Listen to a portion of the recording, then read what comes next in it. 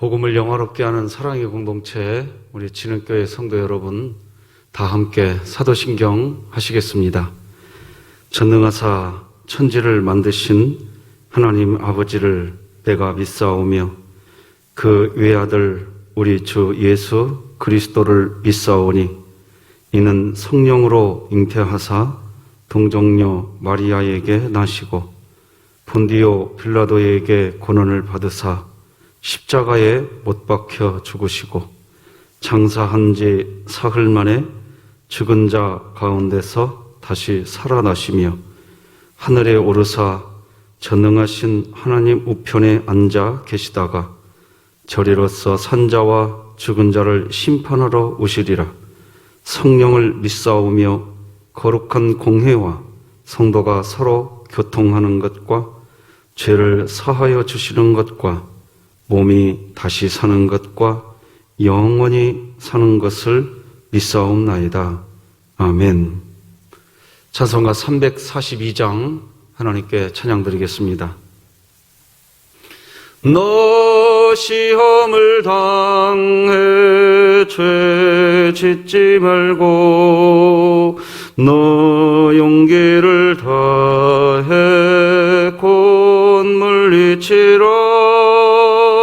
너 시험을 이겨 새 힘을 얻고 주 예수를 믿어 늘 승리하라. 우리 구주의 힘과 그의 위로를 빌라. 주님 내 편에 서서 항상 도우시리. 내 친구를 삼가 잘 선택하고 너 은행을 삼가 늘 조심하라.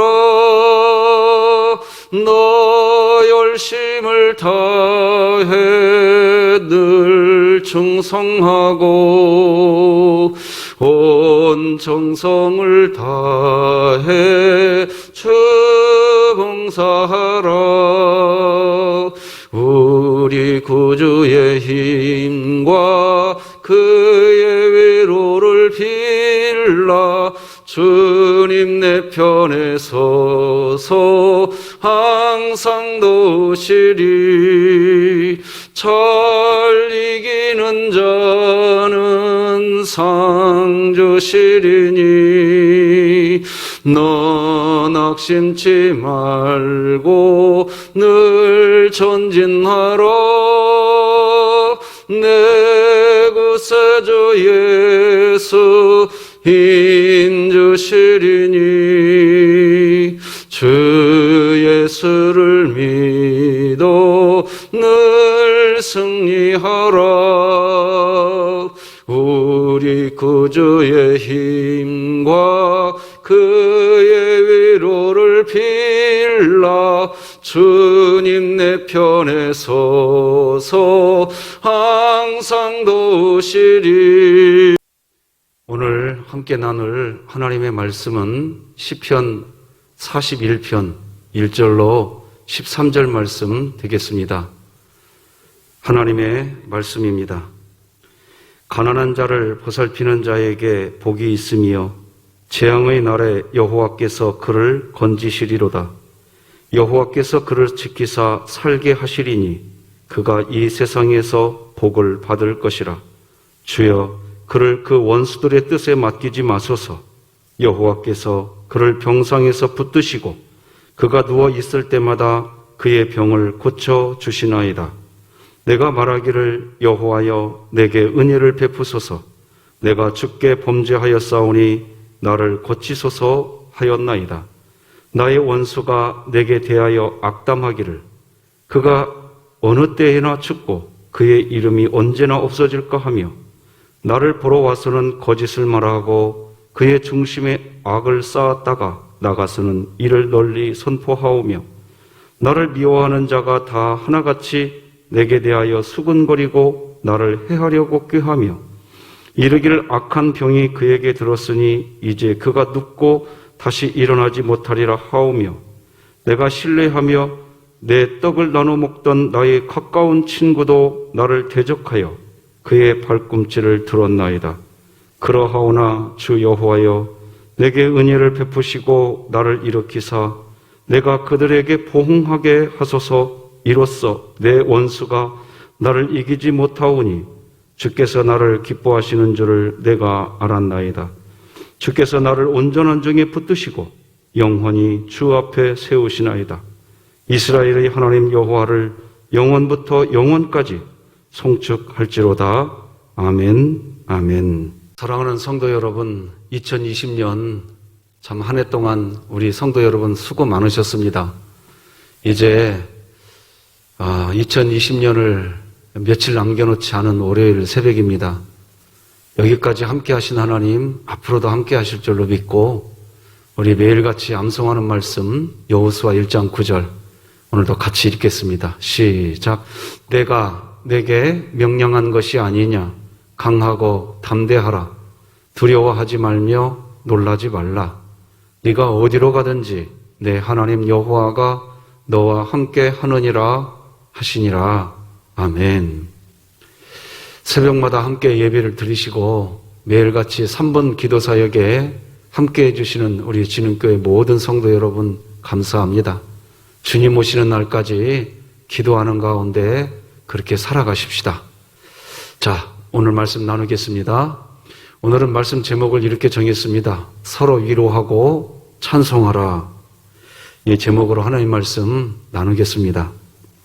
성경은 그리스도인들이 서로 짐을 져야 한다고 이야기해 줍니다.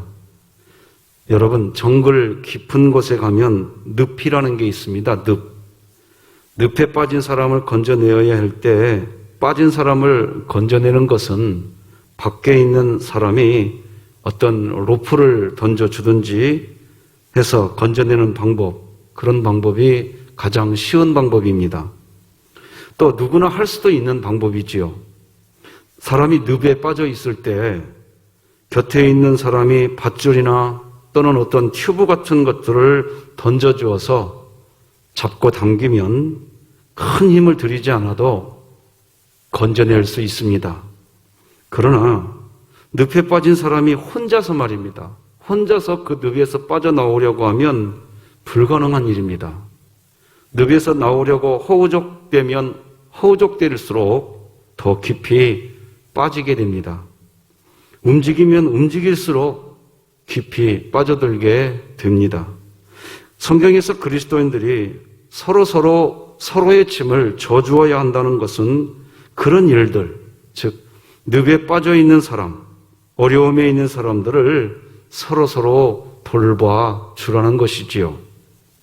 잠깐만 도와주면 그 늪에서 나올 수 있는데 그걸 못하니까 어려움을 당한다는 것입니다.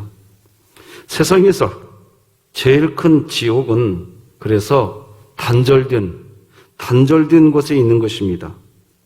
사람 사이에서 단절되어서 그렇게 혼자 뛰어가면 쉽게 해결할 수 있는 일도 혼자서 해결할 수 없어서 깊은 수렁에 빠지게 된다는 것입니다. 그리스도인들이 서로 해야 할 일이 무엇인가? 바로 누가 깊은 늪에 빠져 있는지 나의 작은 도움이 그로 하여금 건져낼 수 있는 힘이 있다고 한다면 다가가 주는 것입니다. 지금 코로나19로 힘들어하는 분들이 많이 계십니다. 참 이상한 것은 어떤 때에는 전도하는 게 그렇게 힘이 들고 그렇게 어려운 그런 분이 있는데 사람이 말이에요. 힘들어할 때 그때 한번 같이 식사 한번 하고 전화 한 통화 해주는 것, 함께 짧은 거리이지만 같은 길을 걸어 보자는 것입니다. 그 전에는 그렇게 전도하려고 해도 바늘구멍 하나 들어가기 어려웠던 분이 힘들어할 때 가까이 다가가서 그런 작은 섬김을 통해 예수님을 믿고 구원을 얻을 수 있다는 겁니다. 이제 한 해가 마무리되고 있습니다. 2020년이 정말 며칠 남지 않았습니다. 오늘은 힘든 가운데 있는 분에게 전화 한 통이라도 그렇게 해주는 따뜻함이 우리에게 있었으면 좋겠습니다. 아니면 우리가 영상예배 후에 하는 3분 기도 사역을 통해 그 영혼을 위해 기도하면 좋겠습니다. 한 번의 기도가 누군가에는 늪에 있는 누군가에게는 그 늪에서 빠져나올 수 있는 힘을 얻게 된다는 것입니다. 그것을 주님께서 원하시는 거지요. 시편 오늘 본문 41편 1절 2절 보면 이렇게 기록합니다. 가난한 자를 보살피는 자에게 복이 있으며 재앙의 날에 여호와께서 그를 건지시리로다. 여호와께서 그를 지키사 살게 하시리니 그가 이 세상에서 복을 받을 것이라. 주여 그를 그 원수들의 뜻에 맡기지 마소서. 여러분, 가난한 자를 보살피는 자, 그런 분에게 복이 있다고 이야기합니다. 하나님께서 그 사람이 재앙을 만나게 되었을 때, 그때 하나님께서 그 가난한 자를 보살펴 주었던 그 사람을 건져내어 주신다고 하십니다. 지켜주셔서 살게 해 주신다는 것입니다. 여러분, 성경 갈라디아서를 보면요, 그리스도인들을 신령한 너희, 이런 표현을 씁니다. 신령한 사람, 예를 들어서 산신령과 같은 그런 외모를 가진 그런 사람을 의미하는 거 아닙니다. 성령 하나님을 가슴에 모시고 있는, 그렇게 성령 하나님을 모시고 살아가는 그리스도인은 그 자체가 다 신령한 사람인 것입니다. 신령한 사람, 즉 성령을 가슴에 모시고 사는 사람은 결국 하나님의 말씀으로 신방을 받으면서 말씀으로 깨어있는 사람입니다. 그 사람은 신령한 사람입니다. 영적으로 건강한 사람들입니다.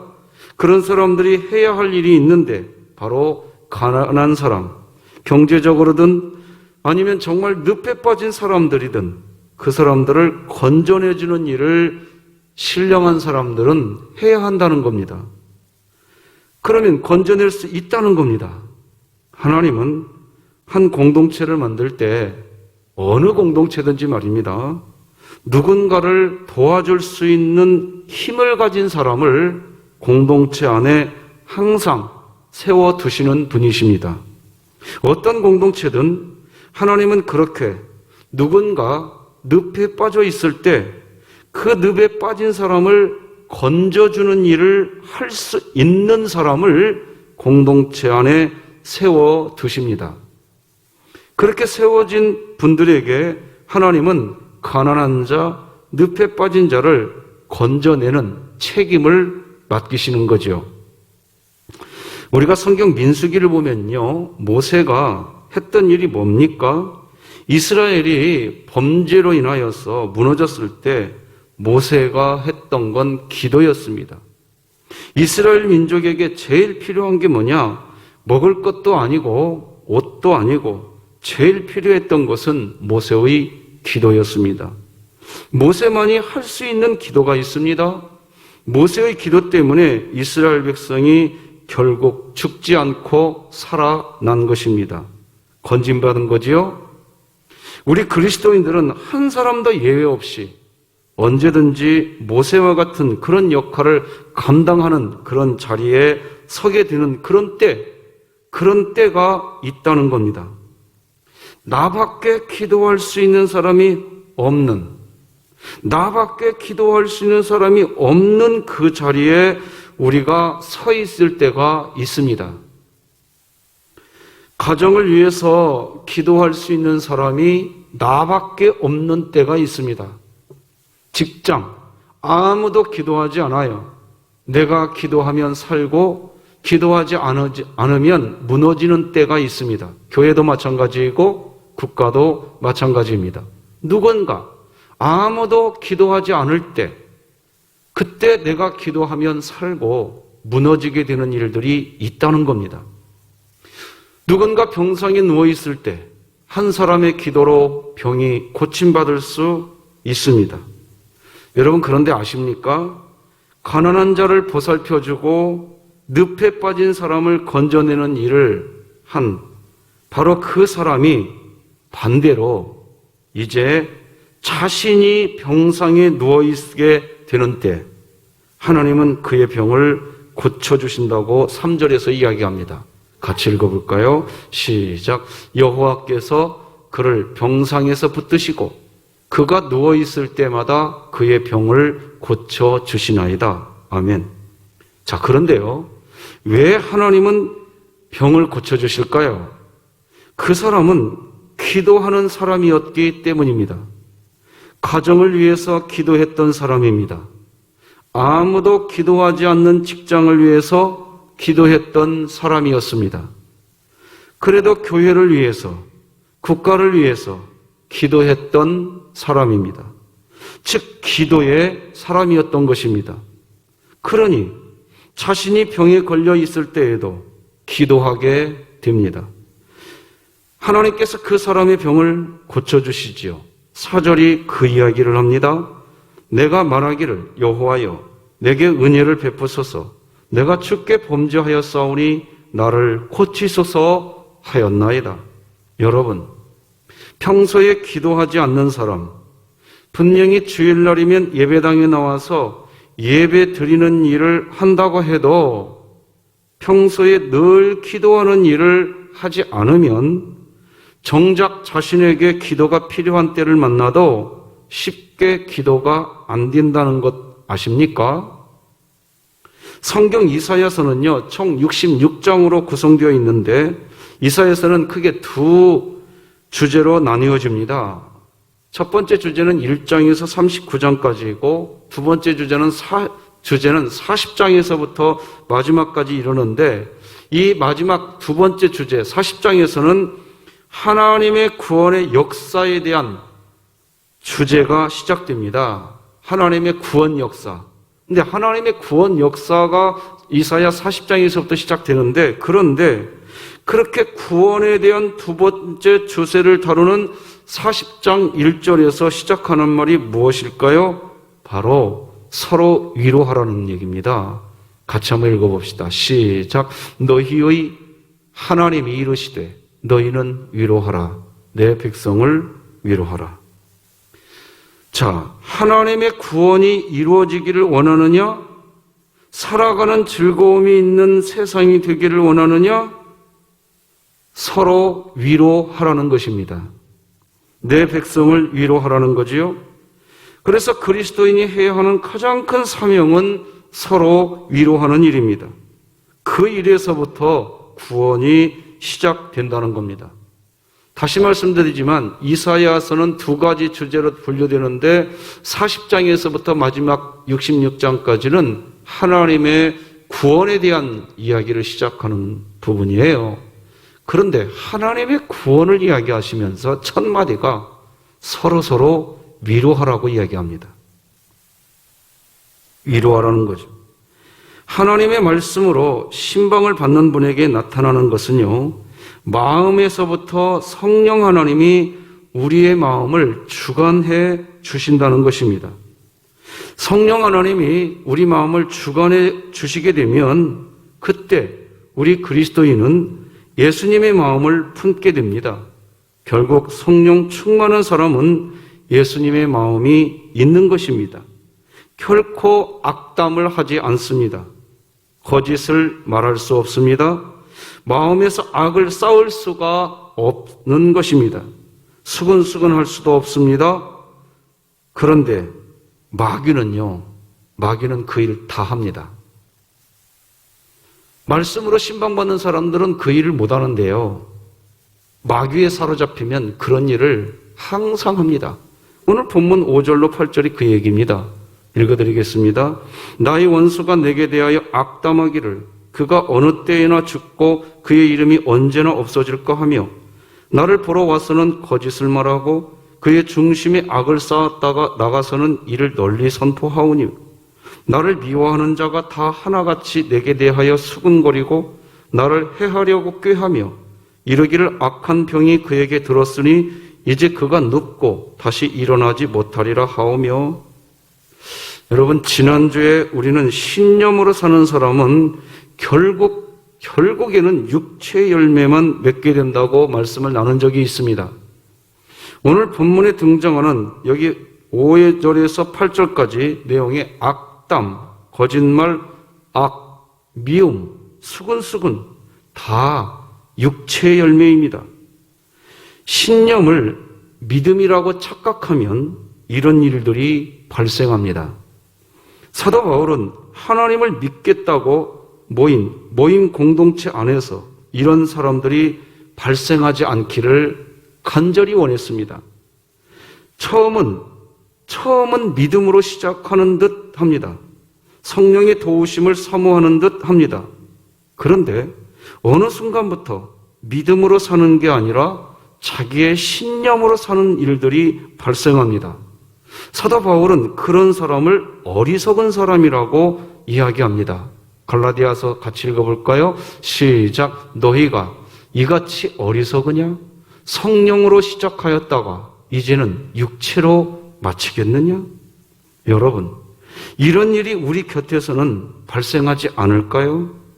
오늘 시편 41편, 특히 5절에서 8절에서 악담을 하고 거짓말을 하며 악을 행하고 수근수근하고 지체를 미워하는 일, 이런 일을 하는 사람, 사실은 누굴까요? 한때에 서로 신뢰하면서 서로 떡을 나눠 먹던 가까운 그런 친구였던 사람이 그렇게 되었다고 기록합니다. 9절이지요?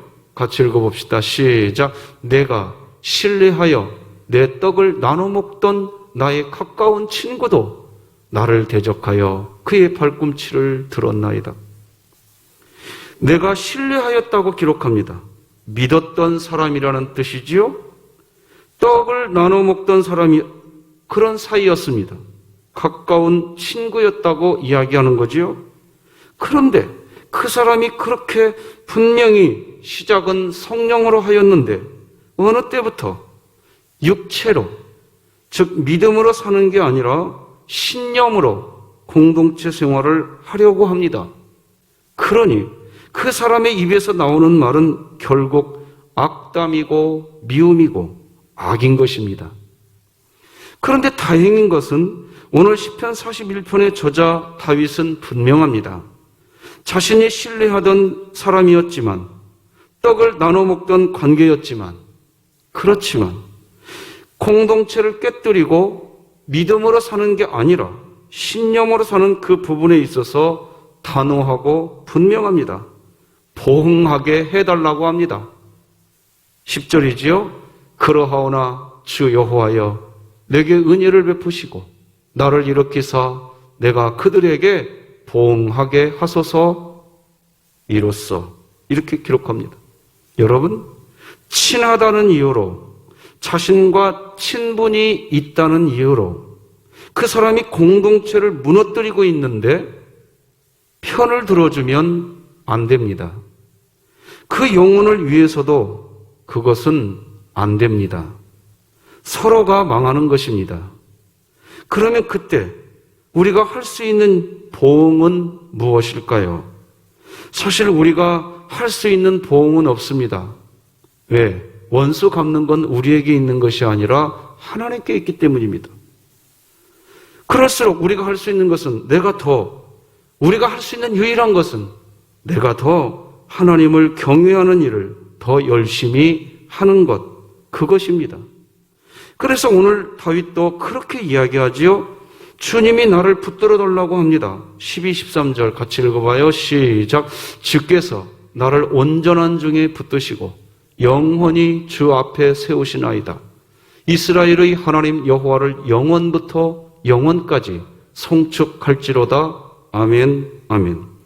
다윗이 하나님께 자신을 붙들어 달라고 하는데 무엇을 붙들어 달라고 하나요? 바로 여호와 하나님을 영원부터 영원까지 송축하는 일, 그 일을 할 수 있도록 붙들어 달라고 하는 것입니다. 왜 갑자기 다윗은 이런 기도를 하는 것일까요? 왜 믿음이 아닌 신념으로 공동체를 무너뜨리는 일을 하는 그 사람에게 보응을 하겠다고 해놓고서 하나님을 영원토록 송축할 수 있도록 붙들어 달라고 할까요? 이유는 분명합니다. 자신이 신뢰했던 사람입니다. 믿었던 사람이고 떡을 나눠 먹던 사람입니다. 그런데 그 사람이 공동체를 무너뜨린다고 자신이 나서서 보응하는 일에 선두에 서면 그것은 지혜로운 방법이 아닌 것입니다. 그럴수록 더 믿음에 서 있는 것입니다. 그럴수록 더 하나님을 찬송하는 자리에 서 있는 것입니다. 그때 그 친구가 그런 우리들을 보는 것입니다. 자신의 신념으로 달려가던 길에서 자신을 신뢰해 주던 친구의 모습을 봅니다. 보고 느끼게 됩니다. 자신이 분명히 공동체를 위해서 뭔가를 한다고 하였는데 자신이 뭔가를 하면 할수록 공동체 안에 성령의 열매가 맺어지는 게 아니라 육체의 열매만 맺어져 가고, 그러면서 자신의 입술에서는 하나님을 찬송하는 찬송이 멈춰져 있는데, 그런데 자신을 신뢰해 주던 친구가 하나님을 찬송하는 것을 보게 됩니다. 그때 알게 됩니다. 내가 잘못하고 있구나. 내가 돌이켜야겠구나. 느끼게 됩니다. 오늘 시편 기자 다윗은 그런 일을 소망하고 있는 것입니다. 그런데 그 마음이 얼마나 간절한지 오늘 시편 41편의 시를 마무리하면서 아멘, 아멘, 아멘을 2번씩이나 반복합니다. 그만큼 간절하다는 것이지요. 그렇지 않겠습니까?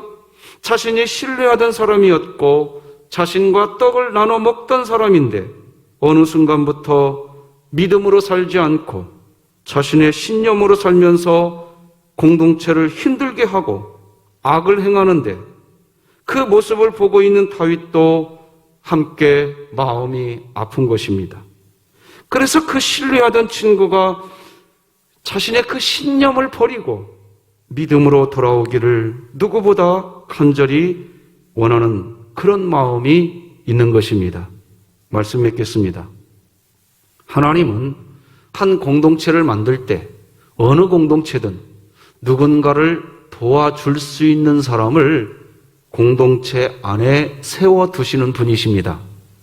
어떤 공동체든 하나님은 그렇게 누군가 늪에 빠져 있을 때 그 빠진 사람을 건져주는 일을 할 수 있는 사람을 공동체 안에 세워두십니다.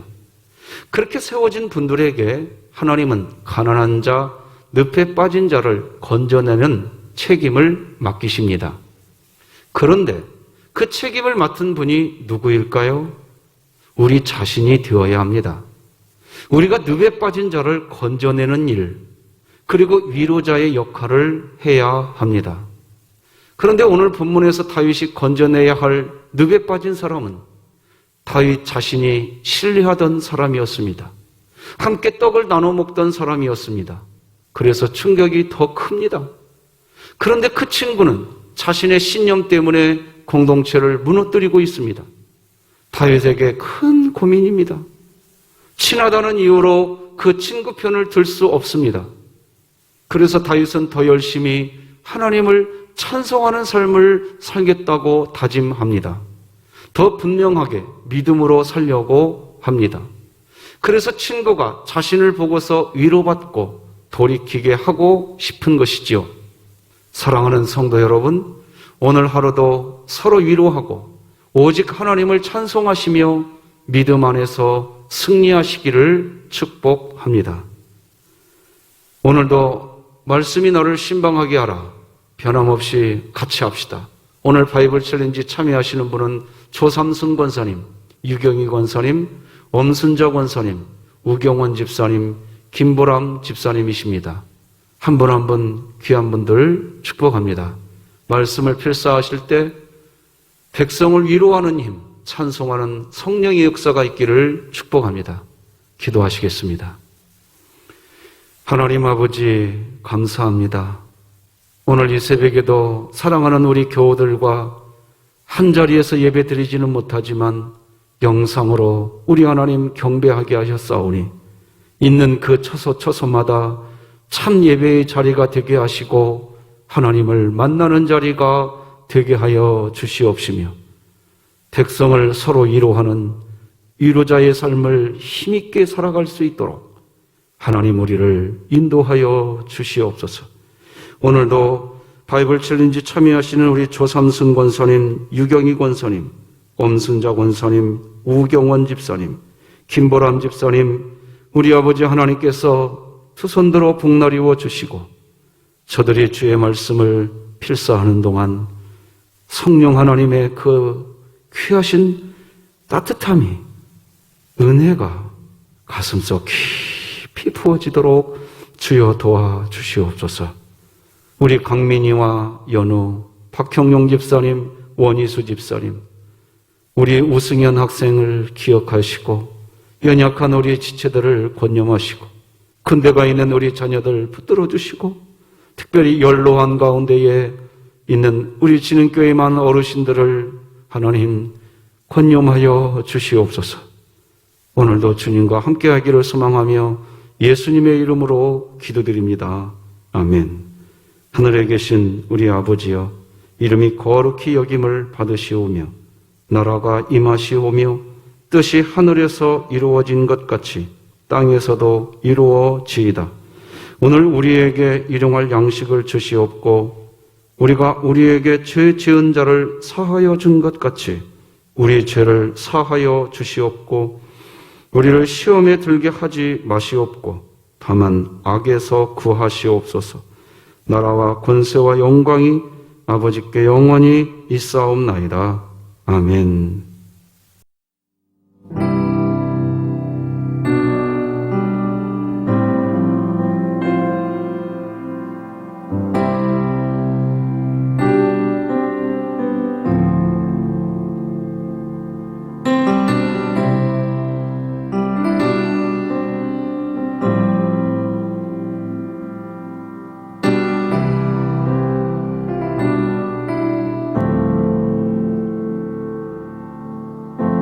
내 안에 가장 귀한 것 예수를 알